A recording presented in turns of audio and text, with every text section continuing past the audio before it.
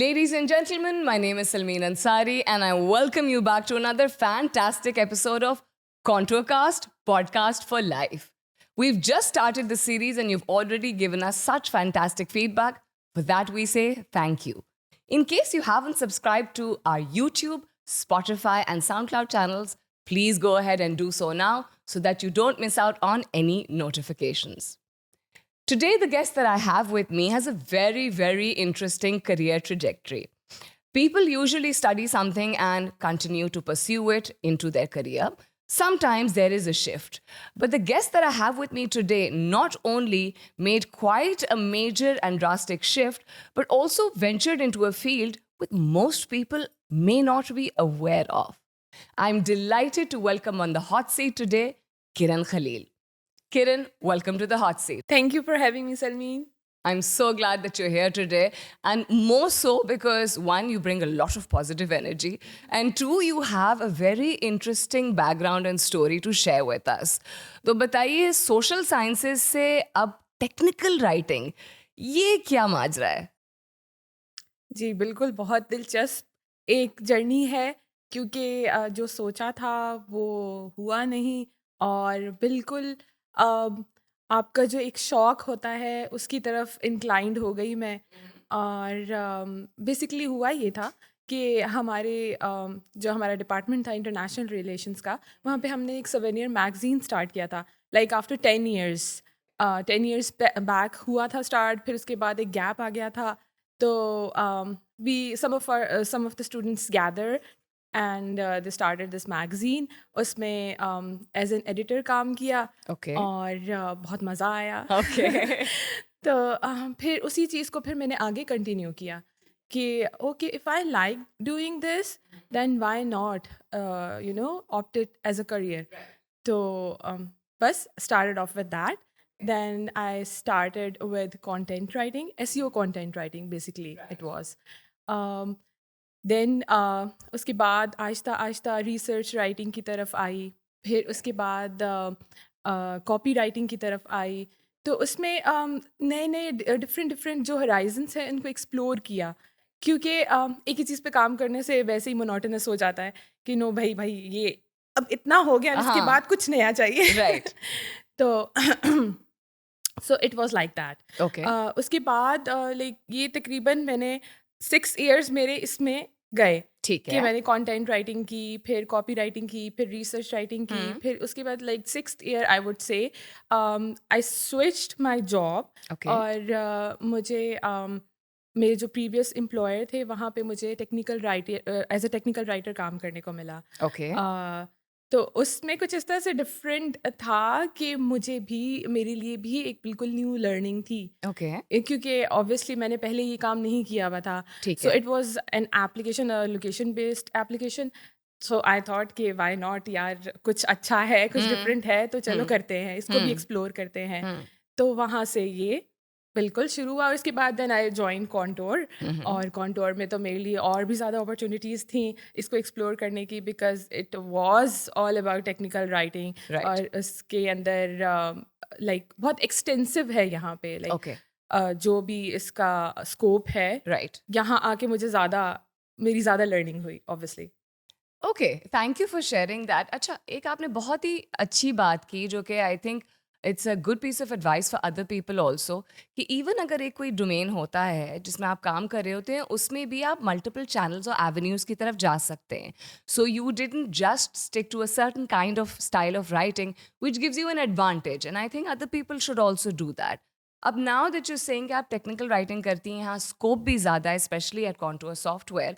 Contour software के वैसे भी ऑपरेशंस और निज़ाम जो है it's quite different with an offshore and an onshore team and a very large organization with a lot of people. So for a lot of people out there जो कि देख रहे होंगे उसको, they will not be familiar with what technical writing specifically is. तो इसको layman language में थोड़ा सा समझा सकती हैं? जी, बिल्कुल समझा सकते हैं।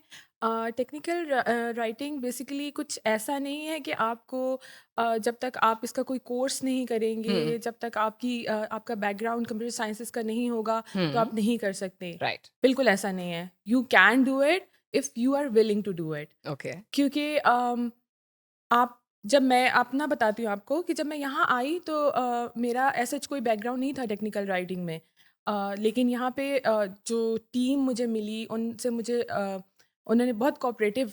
सबसे पहले तो मैं ये बोलूँगी कि मैनेजमेंट बहुत कोऑपरेटिव है यहाँ ओके, पे, ओके, कि अगर आपने कुछ लर्न भी करना है तो they give you a chance. Okay, ठीक है? तो जब आपके पास चांस आ जाता है then you go ahead of course. Right, तो okay, so technical writing basically is कि हम एक शिफ्ट ले रहे हैं एनालॉग से डिजिटल की तरफ। राइट, ठीक है। अब हमारे पास एक प्रोडक्ट है, उसके बारे में हमें बताना है, उसको रीडर फ्रेंडली बनाना है इस तरह से कि हमें पता चले उसकी इंस्ट्रक्शंस हम उसकी इंस्ट्रक्शंस जो है वो रीडर को दें। हम ये बताएं कि ये प्रोडक्ट काम कैसे करती है। राइट, हम ये बताएं कि इस प्रोडक्ट के बारे में अगर इसकी यूजेज है तो वो किस तरह से है। और so basically, technical writing is all about giving instructions to the reader. सही है। हम बताते हैं कि ओके दिस इज़ हाउ। हमारे पास एक फॉर इंस्टेंस आपको एक एग्जांपल दे रही हूँ कि हमारे पास एक इलेक्ट्रॉनिक्स की प्रोडक्ट आती है, ठीक राइट? है, हम सबसे पहले क्या करते हैं, हम सबसे पहले उठा के उसका देखते हैं भाई इसका जो मैनुअल है यस, उसमें इंस्ट्रक्शंस दी हुई हैं, वो हम पढ़ते हैं, उसके बाद हम उसको यूज़ करना शुरू करते हैं। Right, it's the same, okay, right? कि हमारे पास एक प्रोडक्ट है, अब यूज़र को तो नहीं पता कि इसको किस तरह से यूज़ करना है। जब तक उसके सामने उसका एक इंस्ट्रक्शंस का पेज नहीं होगा, एक यूज़र मैनुअल नहीं होगा, एक टेक्निकल मैनुअल नहीं होगा कि how exactly should I use this product. So technical writing भी यही है कि आपको एक सॉफ्टवेयर के बारे में बताना है कि ये किस तरह से काम करता है और इसके अंदर क्या-क्या चीज़ें हैं, कौन-कौन से मॉड्यूल्स हैं इसके अंदर और हम इनको किस तरह से यूज़ सकते हैं। तो that is all about technical writing. All right, thank you for sharing that, Kiran, because एक backstory पता चलती है तो one is able to relate to somebody's journey a little more. Now tell me, this seems like something which is very exciting, but does it have scope? क्या आप दूसरे लोगों को recommend करेंगी कि इसको join करें? Can you explain a little about it? Yes, I would obviously refer this. I would obviously say कि हाँ यार ये फील्ड है, इसको ज्वाइन करो क्योंकि इसका स्कोप फ्यूचर में बहुत है, अभी Okay. भी बहुत है और फ्यूचर में it has a vast scope because हर चीज़ जो है वो शिफ्ट हो रही है। हर चीज़ को देखिए आप, हर चीज़ जो है वो डिजिटल हो रही है। कोई भी अभी आपके सामने किताबें खोल के बैठा नहीं होगा या रजिस्टर खोल के नहीं बैठा होगा कि चलो इसके बारे में ये है, इसके बारे में ये है, इसको ये इन्फॉर्मेशन यहाँ पे हम सेव कर लें और ये वाली इन्फॉर्मेशन हमारे अभी भी इसी किताबचे में लिखी हुई है। तो ये ना अब जो है हर चीज़ डिजिटल होने की तरफ जा रही है, ठीक है? Right. अच्छा, डिजिटल से मुझे एक और चीज़ याद आई कि लोग समझते हैं कि कंटेंट राइटर्स जो होते हैं वो फेसबुक पेजेस हैंडल कर रहे होते हैं, इंस्टाग्राम हैंडल कर रहे होते हैं। नहीं, ऐसा कुछ नहीं होता, डिफरेंट होता है। समबडी आस्क्ड मी कि यार तुम तो कंटेंट राइटर हो तो तुम तो फेसबुक पेज करती होगी। मैंने कहा नहीं, लोगों को यही कॉन्सेप्ट नहीं पता कि कंटेंट राइटर्स डिफरेंट होते हैं और सोशल मीडिया एक्सपर्ट्स डिफरेंट होते हैं। Right. तो ये एक कॉन्सेप्ट क्लियर करना इसका भी बहुत ज़रूरी है। So coming back to the scope, scope इस तरह से भी ज़्यादा है क्योंकि जैसे मैंने कहा कि हर चीज़ जो है वो अब हमारी अब टेक्निकल उसकी तरफ जा रही है। हमारे पास सॉफ्टवेयर आ रहे हैं, हमारे पास Right. प्रोडक्ट्स आ रहे हैं, हमारे Right. पास सिस्टम्स आ रहे हैं कि सारी इंफॉर्मेशन हम उसमें सेव करें। हम अगर कोई चीज़ जो है वो लाइक एग्जीक्यूट कर रहे हैं तो हमें पेन और पेपर नहीं चाहिए उसके Right. लिए। हमारे पास सारी चीज़ें सेफ है, हमारे पास एक डेटाबेस बनी हुई है, उसमें हमारे पास सारी चीज़ें सेफ हैं। हम इस चीज़ को एक्सपेंड कर रहे हैं, राइट? तो जिन लोगों ने ये सोच के रखा है कि टेक्निकल राइटर तो यार बड़ा मुश्किल काम है ये काम करना, तो कुछ मुश्किल नहीं है। अच्छा, okay. If you are willing to do it, कुछ मुश्किल नहीं है। Right. तो and I am saying this because क्योंकि मेरा ऐसा कोई बैकग्राउंड नहीं है, ठीक है? Right. Still I am doing it. So आपके अंदर एक पैशन होना चाहिए राइटिंग का और लर्निंग का। अगर है तो फिर कुछ मुश्किल नहीं है। और दूसरी दूसरी एक और चीज़ इंक्लूड करूँगी मैं इसके अंदर कि अगर आपको ऐसी टीम मिल रही है जो आपको मोटिवेट कर रही है, जो आपको अपॉर्चुनिटीज़ दे रही है लर्निंग की, तो इससे बड़ी ब्लेसिंग कोई हो नहीं सकती। तो कॉन्टोर की अगर मैं बात करूँ तो मैं जब यहाँ आई थी तो मुझे बहुत कम नॉलेज थी टेक्निकल राइटिंग की। ठीक है। बट विद टाइम मेरी जो ऑनशोर टीम है उन्होंने भी मुझे बहुत हेल्प आउट किया। जो मेरी यहाँ पाकिस्तान में टीम है उन लोगों ने भी बहुत हेल्प आउट किया। और Aahista Aahista it was a long journey थोड़ी सी मेरे लिए इस स्पेसिफिक एरिया को लेके, लेकिन बहुत मज़ा आया, ओके। बहुत मज़ेदार थी। ओके। और इंटरैक्शन भी मेरा ज़्यादा बढ़ा। और मैं ये भी कहूँगी, इसके अंदर इंक्लूड करूँगी कि मेरा इंटरैक्शन लोगों से ज़्यादा इस चीज़ में हुआ। अपनी ऑन शोर टीम से जो मेरा इंटरैक्शन हुआ, उससे एक आपका जो क्रॉस कल्चरल इंटरैक्शन होता Yeah. है, उसमें आपकी लर्निंग भी ज़्यादा होती है। आपको Right. उनका कल्चर पता चलता है। Right. आपको ये बात पता चलती है कि उनके वर्क एथिक्स क्या हैं। आपको ये बात पता चलती है कि वो लोग चीज़ों को किस तरह से लेते हैं। एक वर्क लाइफ बैलेंस के ऊपर एम्फसाइज़ करते हैं वो लोग। सो ये चीज़ पता नहीं हमारे यहाँ होती है नहीं इतनी ज़्यादा, लेकिन जो मैंने चीज़ फ़ील की कॉन्टोर में रहते हुए कि ऑनशोर मैनेजर्स भी और कॉन्टोर मैनेजमेंट भी आपको वर्क लाइफ बैलेंस क्रिएट करने में आपको खुद हेल्प आउट करती है। इनेबल करते हैं आपको आपको। बर्डनाइज़ नहीं करते कि हम्म। ओके आज ये होना चाहिए तो होना चाहिए। नहीं, अगर तो आपका कोई डेडलाइन नहीं है तो that is a different story. Yeah. But me as a working mother would say कि हाँ यार, मेरी लाइफ बहुत बैलेंस चल रही है। Okay. जितना मैं अपने काम को टाइम देती हूँ उतना मैं अपनी फैमिली को भी टाइम देती हूँ।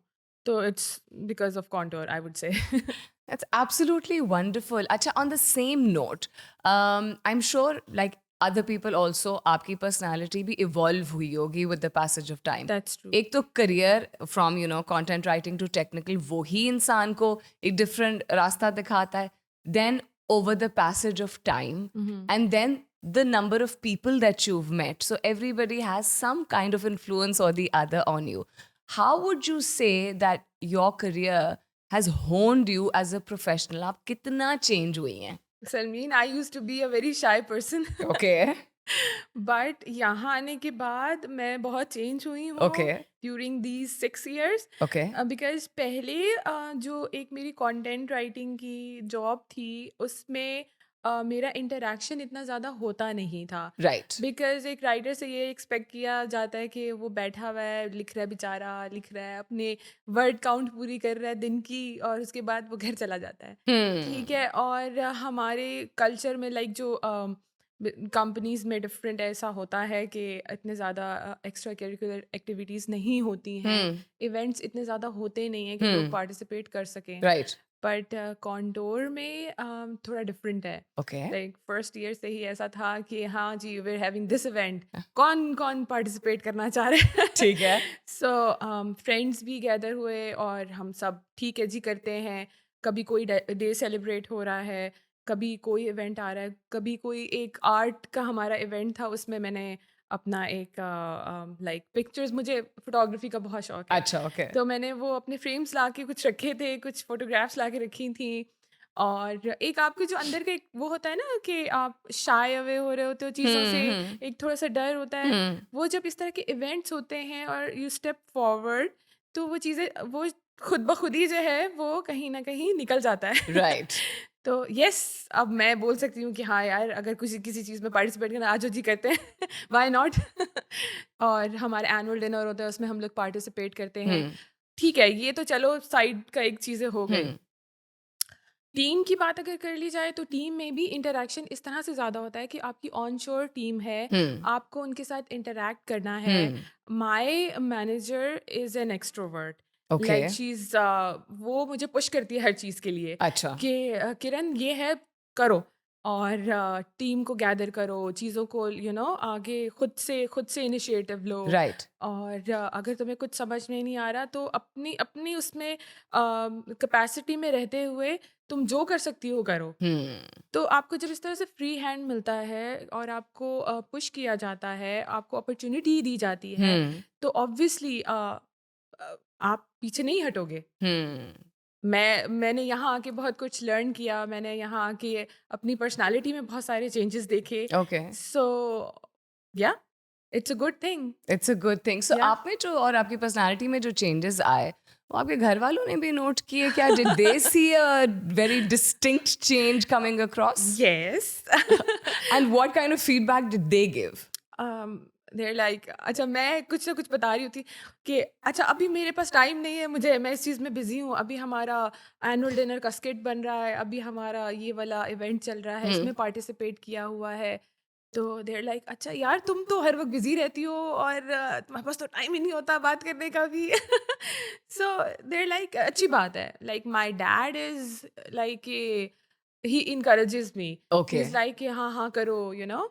और अब वो अगर इस तरह के चेंजेस देख रहे हैं तो ऑब्वियसली सब किसी भी पेरेंट के लिए बहुत अच्छी चीज़ होगी कि वो देखेंगे कि हाँ यार मेरा बच्चा जो है वो थोड़ा सा चेंज हो रहा है. खिल और रहा है. हाँ for the better. For the better. या Okay, that's wonderful. Now, you mentioned earlier that you're a working mom, mashallah se. Working moms have a very different life, and your baby is also still small. You have a young kid. What are the challenges, very candidly, that you have faced? Because before you have a child, then when you have the child, and post the child, ये एक अपनी ही एक journey होती है. वैसे भी mother's के लिए होती है, and then एक वर्किंग मॉम के लिए तो एक और ही होती है. What's it like? सलमीन जब तक सर पे नहीं पड़ती तब तक तो पता नहीं चलता. सही. एज अ पेरेंट मैं बोलूँगी मुझे कुछ अंदाज़ा नहीं था. मेरी लाइक मेरे बहन भाइयों के भी हैं बच्चे लेकिन जब आप खुद पेरेंट बनते हो then it's totally different. Okay. Like it's totally different. सारी रिस्पॉन्सिबिलिटी आपके ऊपर आ जाती है. Right. लाइक पेरेंट्स के ऊपर आ जाती है. और मैं कहूँगी कि 50-50% आती है. इट्स नॉट लाइक कि सारा काम जो है वो मॉम को ही करना है. सही है. क्योंकि यूजुअली ये होता है कि आपने सुना होगा इस बारे में कि लड़कियों को एक मॉम गिल्ट हो रहा होता है कि यार मैं ये सही नहीं कर सकी, मैं इसको टाइम नहीं दे सकी, मेरे लिए मुश्किल हो रहा है. तो यहाँ पे आपका it's not solely completely your job to do it because आपका यहाँ पे आ जाता है आपके स्पाउस का काम. Right. राइट. कि अगर थोड़ा सा क्योंकि if you can not secure your oxygen mask, ठीक है, तो आप दूसरे को सांस लेने के लिए कैसे हेल्प करोगे. राइट. Good example. अगर आप ये नहीं कर सकते कि आप खुद एक ऐसी मेंटल स्टेट में हो कि आप फ्रस्ट्रेटेड हो. राइट. आपको समझ ही नहीं आ रहा आपको करना क्या है. तो आप एक जो न्यू बॉर्न है उसकी किस तरह से हेल्प करोगे. Right. उसको किस तरह से, क्योंकि ये ऐसा होता है आपकी जो भी फीलिंग्स होती हैं वो बेबी एब्जॉर्ब करता है. तो अगर आप खुद ही इतने फ्रस्ट्रेटेड हो तो वो भी रोएगा ही बेचारा. सही है. तो आपको अपने आप को पहले ठीक रखना है. सही है. आप अपने आप को ठीक रखोगे तो आप चीज़ों की टेक केयर कर सकते हो, आप बेबी की टेक केयर कर सकते हो. And if you are working mom तो ये बहुत चैलेंजिंग हो जाएगा आपके लिए. क्योंकि हमारे यहाँ लीव्स का भी इस तरह से है कि आपको लीव्स के फौरन बाद जाना है. You have to be there. Right. Right? You have to be there at work. You have to be there for your baby as well. And you have to be there for your family as well. तो ये एक super mom वाली जो एक concept आ जाता है ना, लेकिन इसमें इस कॉन्सेप्ट पे प्लीज पूरा करने की कोशिश ना करें कंप्लीटली. अच्छा. Try your best, give your 100%. लेकिन अगर आपको लगे कि अब नहीं हो पा रहा तो थोड़ा सा ब्रेक ले लें, थोड़ा सा रेस्ट कर लें. कोई आपका एक सपोर्ट सिस्टम है उसको उसकी हेल्प ले लें, अपने पार्टनर की हेल्प ले लें, लेकिन डोंट गिव अप. क्योंकि ये चैलेंजिंग होगा. और ये अगर कोई ये सोचेगा कि शुरू के 1 साल के लिए चैलेंजिंग है कि नहीं नहीं अब ये पूरी जिंदगी के लिए चैलेंजिंग है. सही. Very well said, very well. Yeah. आपने मॉम गिल्ट की बात की, लोग डैड गिल्ट में नहीं जाते हैं क्या? ये बहुत अच्छा पॉइंट है. डैड गिल्ट में जाना चाहिए. क्योंकि ये मैं फिर वही बात बोलूँगी कि कल्चरल है थोड़ा सा. That's कि true. हमारे यहाँ ये एक्सपेक्ट किया जाता है कि भाई माँ को सब कुछ करना है. राइट. ऐसा नहीं है. ऐसा नहीं है. You have to work as a team. As a team. दोनों पेरेंट्स को साथ मिल के अगर उसको संभालना है तो ही काम चलेगा, वरना काम नहीं चल सकता. तो ये एक रीज़न है जिसकी वजह से लड़कियां मॉम गिल्ट में आ जाती है कि हम तो ये भी नहीं कर पा रहे, हमसे तो ये भी नहीं हो रहा, हम तो इस चीज़ को भी 100% नहीं दे पा रहे. तो ऐसा नहीं हो सकता. आपको दोनों को मिल के करना है जो भी करना है. तो डैड गिल्ट भी होना चाहिए.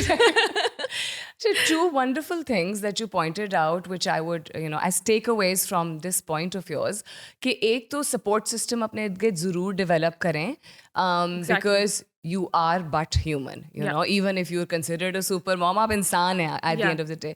And दूसरा, very well pointed out कि self care. And I think younger mothers like yourself now, उनमें ये awareness आ गई कि self care होगा, उसका कॉन्सेप्ट होगा, वो आपके सिस्टम में बैठेगा, तो ही आप केयर को एक्सटेंड कर पाएंगे Exactly. Through the new creation. Exactly. अच्छा, there's a fantastic facility at Contour Software which enables you to become a little less guilty and a little more focused towards your work. Can we talk about that? 100% true. अगर contour में day care नहीं होता तो शायद मेरे लिए like बहुत मुश्किल हो जाता काम करना, Okay. क्योंकि so when I came back from my leaves तो मैं सोली डिपेंडेंट थी डे केयर के ऊपर, क्योंकि since I am a working mother और जाहिर सी बात है घर पे कोई होता नहीं है Right. जो टेक केयर करे बेबी की, और इतने छोटे बेबी की तो बिल्कुल भी नहीं. तो अगर मैंने लिटरली डे वन जब मैं आई हूँ और मैंने हैंड ओवर किया बेबी को and I came back to my seat, और मैं आई वॉज लाइक मुझे इतना अच्छा फील हो रहा था कि I actually wanted that break. मुझे चाहिए था वो ब्रेक, क्योंकि कंटिन्यूसली 4 मंथ्स से मैं एक ही चीज़ में थी. Right. तो आप मेंटली भी स्टेबल रहते हो, और ऐसा नहीं है कि आपने बस छोड़ दिया, नहीं, यू आर देयर, आप काम कर रहे हो, आप देख रहे हो, आप जाके अपने बेबी के साथ टाइम स्पेंड कर रहे हो. मतलब what more do you want from life, कि अगर आपके पास जो है एज अ वर्किंग मदर आपके पास इतनी अच्छी फैसिलिटी है. In fact I would call it a blessing, कि मेरे लिए ये बहुत बड़ी ब्लेसिंग है कि मेरा बच्चा मेरी आंखों के सामने है और मैं काम भी कर रही हूँ, मैं अपने आप को स्टेबल भी रख रही हूँ, मैं उसको भी टाइम दे पा रही हूँ, और मैं सारी चीज़ों को हैंडल कर रही हूँ. मुझे अपनी रिस्पॉन्सिबिलिटीज़ का पता है, और मैं एक एक चीज़ एक एक वक्त में हो रही है. Right. ठीक है, कोई चीज़ रुक नहीं रही Right. इस वजह से कि मैं स्टक हूँ. तो वहाँ पे डे केयर का बहुत बड़ा रोल है. ठीक वहाँ है. पे डे केयर में जो प्रोफेशनल्स हैं उनका बहुत बड़ा रोल है. तो उन्होंने तो मेरी लाइफ बहुत इजी कर दी है यहाँ पे आकर, ठीक. कि अगर मुझे सुबह में उठी हूँ तो मुझे शिफ्ट्स भी हैं यहाँ पे अवेलेबल, कि अगर मैं ये नहीं देख सकती कि यार मुझे इसी टाइम पे जाना है, so I only have these timings available कि जिसमें मैं अपने बेबी को डे केयर में छोड़ Right. सकती हूँ. Right. नहीं, ऐसा भी नहीं है. आपके पास डिफरेंट शिफ्ट्स में लोग अवेलेबल हैं, कि Okay. अगर आप सुबह थोड़ा लेट भी आना चाहो तो रात में भी कोई है जो टेक केयर कर रहा है आपकी बेबी की. Wonderful. तो that's a wonderful thing to have. Yeah. A very personal aspect that you shared and very real or relatable आपने बात की, working moms and the life changes that you have to face on your own also, and then as a couple also people have to face. So एक और बड़ी stark reality है, and because you've been through that, so I think it would be apt कि आप बात करें. Life is beautiful when people have children. But there is also this reality that you do feel like that is the only part of your life. और शायद इस चीज़ को admit करने में कोई हर्ज नहीं है, that you tend to feel a little stuck. So first, I'd like you to talk about that, how real that emotion is. And secondly, like you have a facility जहाँ daycare की वजह से you're able to move on to doing what you love. Is that something जो aspiring working moms or people who want to come back to work should actively look for in a company before joining? Salmeen, बिल्कुल आपने सही बात की कि new mothers feel that way, कि बस अब ज़िंदगी ख़त्म है, अब कुछ नहीं हो सकता, अब तो बस ये बेबी है और हम हैं और हमारी 100% रिस्पॉन्सिबिलिटी है टुवर्ड्स दिस बेबी. ऐसा नहीं है, ऐसा नहीं है. Get out of that zone. सही है, आपकी रिस्पॉन्सिबिलिटी है, but this is not the end of the world. आपको निकलना है बाहर, काम भी करना है और बेबी को भी संभालना है, राइट? सो ये तो अब चलेगा, पूरी ज़िंदगी के लिए चलेगा. Right. तो उसको एक हर्डल ना बनाएं Okay. अपने लिए, Okay. ठीक है, अपनी फैमिली के लिए, और इस चीज़ से बाहर निकलें, थोड़ा सा एक्सप्लोर करें कि Okay. कहाँ आपको ये अपॉर्चुनिटी मिल रही है कि आप काम भी करें और आप अपने फैमिली को भी लुक आफ्टर करें. ठीक है. तो कॉन्टोर इसी उसमें थोड़ा सा is one step ahead Right. अगर मैं बोलूँ बाकी कंपनीज को लेकर कि this company actually is giving you an opportunity to work you know and look after your family as well तो वाई नॉट आपकी डे केयर फैसिलिटी है यहाँ पे मौजूद आप आएँ आप इंटरव्यू दें आप अगर आपने ये छोड़ दिया हुआ है कि यार अब मैं आगे काम नहीं करूँगी तो नहीं प्लीज़ चेंज योर डिसीजन क्योंकि आपके पास एक अपॉर्चुनिटी आपको नज़र आई आप उसको अवेल करें ना कि आप सेकंड थॉट्स में जो है इतनी अच्छी चीज़ को छोड़ दें राइट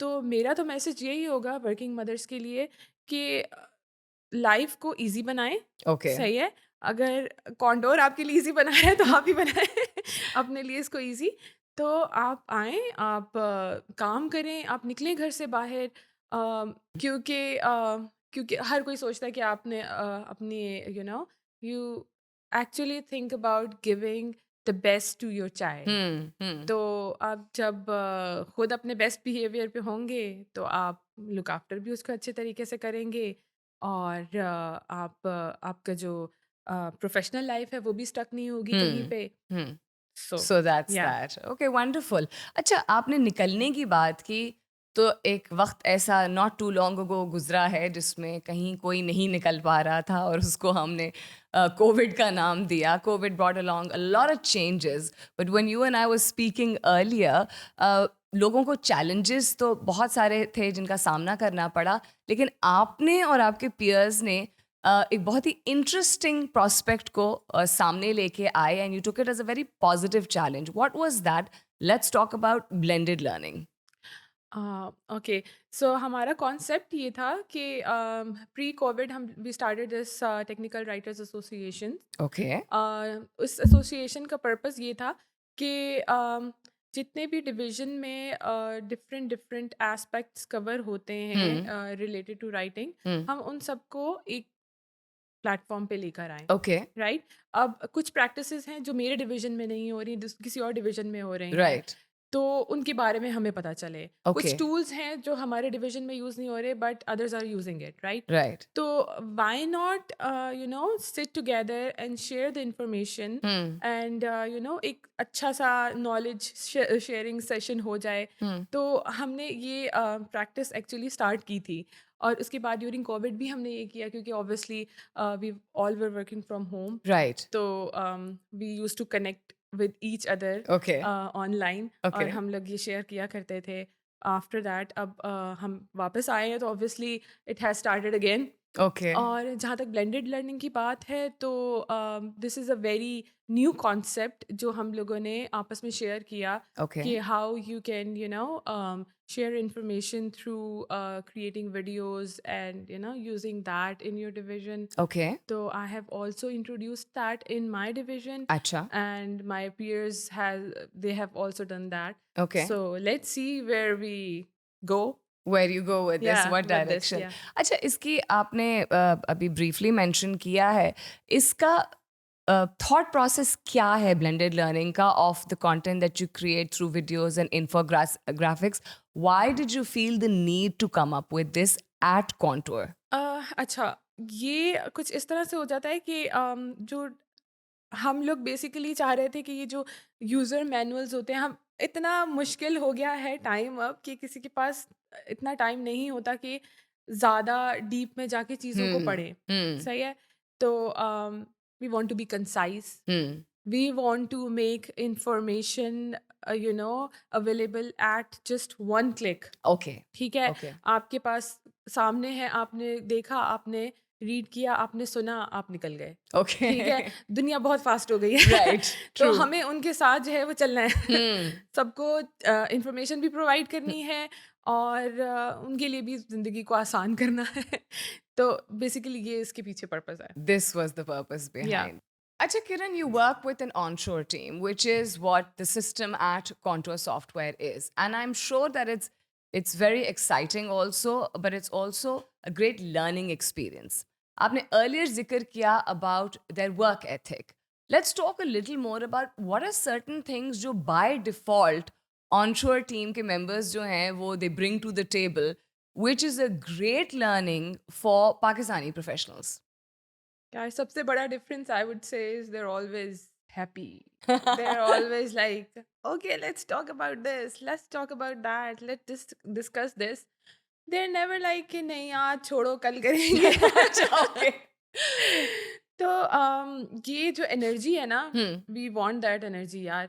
हमें भी अपने लोगों में ये एनर्जी चाहिए Mm-hmm. कि मेरी जब भी अपनी मैनेजर से मीटिंग होती है, ऑनशोर मैनेजर से, she is always like she actually likes to talk about things, Okay. Right? क्योंकि वो एक लाइटर मोड पे आपको जो है वो बातें करना और चीज़ें डिस्कस करना और सर पे सवार नहीं करना काम को. Right. And she is always punctual.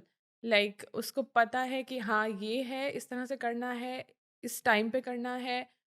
और ये सारी चीज़ें हमारे लिए बहुत अच्छी हैं कि हम इनको अपने डेली प्रोफेशनल लाइफ में इनकॉर्पोरेट करें, Hmm. Right? When you say that हल्की फुल्की बातें करती हैं, that means कि वो human level पे first connection create करती हैं, and then that probably makes people so comfortable Yeah. that they feel like putting their energies into work. Yeah. So हमारा potential यानी पाकिस्तानी potential and उनकी कुछ work habits combine करके I'm sure आप लोग तो तहलका मचा रहे होंगे. बिल्कुल यही वाली बात सलमीन कि जब आप कनेक्ट करते हो ह्यूमन लेवल पे किसी के साथ, तो वो आपके साथ ज़्यादा कंफर्टेबल हो जाता है बात करने में कंफर्टेबल होता है. तो फिर आपका जब कनेक्शन डेवलप होता है तो आपकी भी कम्युनिकेशन स्किल्स अच्छी होती हैं. बिल्कुल. और ये पहले कॉन्टोर से पहले मुझे ये अपॉर्चुनिटी नहीं मिली कि मैं वहाँ का क्या कल्चर है, बाहर किस तरह से लोग काम करते हैं, या फिर किस तरह से इंटरैक्ट करते हैं, या अपने काम को किस तरह से लेते हैं, ये चीज़ें मुझे नहीं पता थी.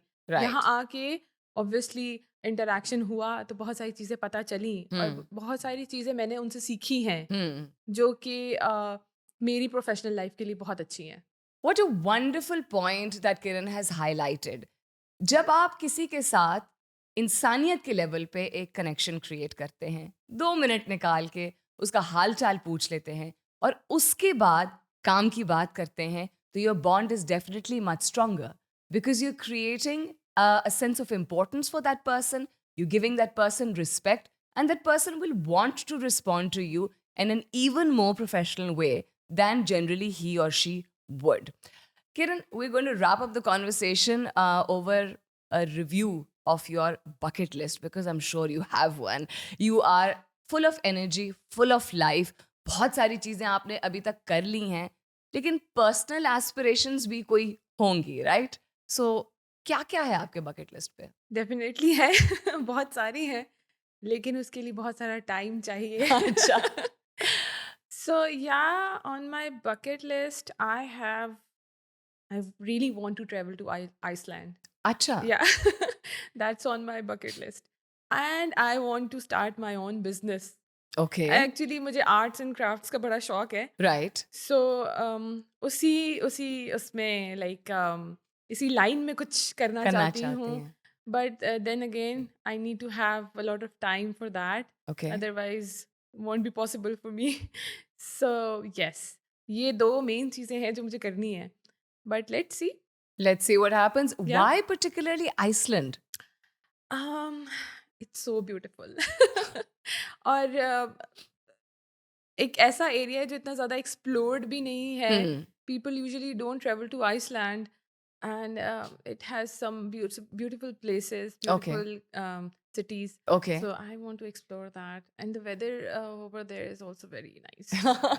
It's dreamy. It's very dreamy. It's very dreamy. I haven't been there, but एक वो जो पिक्चर से फील आ गई हुई है ना, वो चाहिए. वो चाहिए. अच्छा, मैं आप ही का मैसेज जो आपने अर्लियर दिया था, I am going to kind of remind you with that. You saying वक्त दरकार है और तभी बिजनेस कर पाऊंगी. So as I said that don't try to be a super mom और a super human. Give yourself a little more time. आपने इतना कुछ ऑलरेडी अकॉम्प्लिश कर लिया है. I am sure on the side आप अपना बिजनेस भी कर पाएंगे कामयाबी से. With that, I wish you the best of luck.